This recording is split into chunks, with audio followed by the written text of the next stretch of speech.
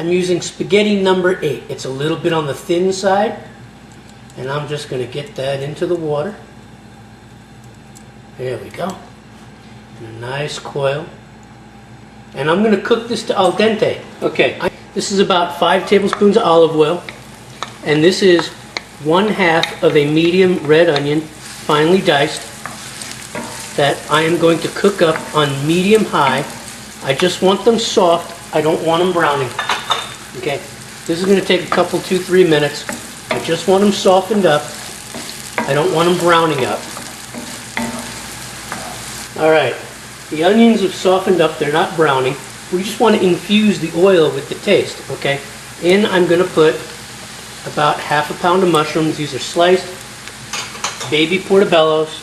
Okay, I'm just going to mix these up in it. Okay, get them wet. If the mushrooms happen to soak up most of the oil, I will add just a little bit of chicken stock to make up the difference, because mushrooms are like sponges. They certainly are like sponges. Yeah. There we go. Light toss. And I'm going to cook this for about 2 or 3 more minutes. Okay, the mushrooms have cooked through. I've reduced the heat to medium. You can use 6 flat anchovies from a tin, okay, for this sauce. But what I'm going to do for convenience is I'm going to use anchovy paste, the equivalent of about 6 anchovies. Don't worry about the fishiness, because the end product of this dish, you will not notice it. It will not be anchovy-y tasting, okay? So don't worry. People going, ooh, snail, ooh, anchovy. Believe me, this is a classic sauce, okay? This is French meeting Italian cooking right in the middle, and it's going to be delicious. So, all right, now we're going to add finely minced garlic, okay? And we're going to stir this around. We are trying to infuse flavors into this oil, because to tell you the truth, snails taste fantastic, but they smell a little bit funny. Now, I've rinsed mine. I'll be using canned escargot from France. They're in a brine, and that's perfectly fine, because it's very hard to find live snails in most places. The canned ones work just fine. I can smell the garlic infusing in there already. I'm going to let the garlic soften, and we're going to move on to the next step. Okay, guys. The garlic is softened, and I'm adding 2 tablespoons of lime juice. Now, you can use lemon, but I've made this recipe before, and I actually prefer the taste and the tang of lime. Okay, I'm going to reduce the heat down to medium. Okay, and let that lime blend with the mushroom and the garlic. Okay. Going to add a touch of black pepper.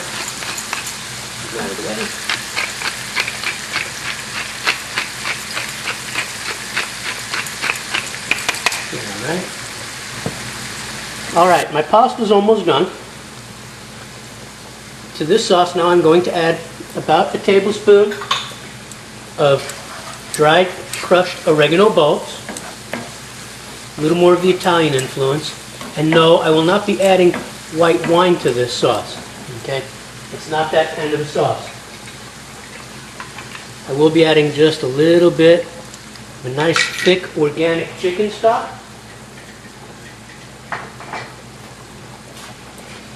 To help blend these flavors. There we go. I've reduced the heat to low just to get it to a simmer for the rest of the steps necessary. Okay. I'm going to have to strain the pasta right now and put it back in its bowl, but before I do that, I'm also going to add about 1 tablespoon of dried basil. This recipe wasn't necessary to have fresh. Dried works just fine. Most of us keep dried in our cupboards. We don't always go out and get fresh. And if you look at this sauce thickening up, it's going to be delicious. I'm going to add just a little bit more of that organic chicken stock. And I'm going to mix it around at the simmer. I'm going to strain the pasta. Okay. And and then put a cover on it to finish this sauce. Oh, just look at this sauce. And we're not even done yet. Okay, the sauce is simmering on medium. Okay, and if you look at the sauce,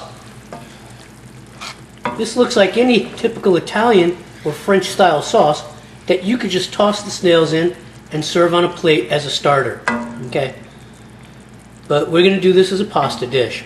Now, the mushrooms did soak up most of the rest of the oil, so I did put the rest of the 1 cup of organic chicken stock into this. And now I'm going to add a thickener. I'm going to be adding some sour cream. About 4, maybe even 5 tablespoons of sour cream. Who doesn't love sour cream?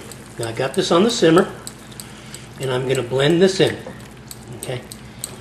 This is going to take a minute or so to blend in, and then start to thicken this sauce again. Okay. All right. Here comes the moment of truth. The sauce is thickened with the sour cream. Okay. And I'm going to be adding my snails now. Okay. This is 2 cans of French escargot. They were in brine. I drained them and I washed them thoroughly. Okay. Any grit, any shell, you should wash them thoroughly. Okay. Now, I'm going to let them sit in this sauce. Okay. Even though they're already cooked, they're very tender and they're not going to stiffen up. The reason I'm going to let them sit in this sauce as the sauce comes back to a simmer is to infuse all the flavors of the sauce so that people don't say to themselves, God, these snails smell. Because they do have a strange little odor that most people are not used to. But believe me, folks, they're delicious. This is a delicacy. This is something for the palate to experience at least once this way or any other way you can find them. So I'm going to let these sit in here and simmer and soak up some of the flavor. And then we're going to move on to the last step. The sauce has come up to a bare simmer, and I have 2 more flavor layers for it. Okay, here is just a little bit of my favorite cheese, Gorgonzola. Okay, this is going to add another level of creaminess to this sauce. Okay, and it'll help to thicken it. There are many layers of flavor in this sauce. And I promise, if you make it the way I'm making it here, you'll be able to taste every last one. You notice I'm not putting pepperoncino. This sauce is not meant to have heat. Okay? Not like I usually like to do. Okay? This sauce isn't meant to have pepperoncino. Okay? This is supposed to be savory and delicious. Okay? So the gorgonzola is melting in there. Okay? And it's going to come back up to a simmer, because each time you put something cool in there, it takes the temperature down. Ah, God, I should have been a saucier. I have so much fun making sauces, it's ridiculous. Sauce like this would go good on anything. Meat, chicken, fish, snails. Just look at it. Nice and creamy, a lot of layers, a lot of contrast. And I'm going to bring it back up. Okay. And we're going to add some walnuts. That is the last of the layers. This is going to add some crunch. Okay. Now you can either toast these walnuts or add them in as is. Okay. I added them in as is this time. I could have toasted them. Okay. But I wanted the natural crunch or the natural flavor of the walnut. So they've been added as is. I'm going to bring this back up to a simmer, and then I'm going to plate up. Alright guys, so there it is, a lovely plate of pasta con l'escargot.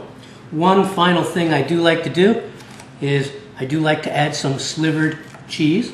This is Parmesan, Asiago, and Romano cheeses. Okay, I just like to put some slivers on and around. Okay, another layer of flavor. Okay, yes, cheese does go good with snails. Okay. And yes, cheese does go good with certain kinds of seafood. Okay. So I just get those slivers around. You know, I'm not the best at plating. I'm the rustic type. My plating technique is definitely not fine dining. Okay. But there it is. Okay. And if you wanted to carry it a step further, it's not necessary. Okay. some capers, some chopped Kalamata olives, okay? A little of both, okay? It's a lot of food, it's a lot of flavor, but I promise, this is delicious, okay? There it goes. So there you have it.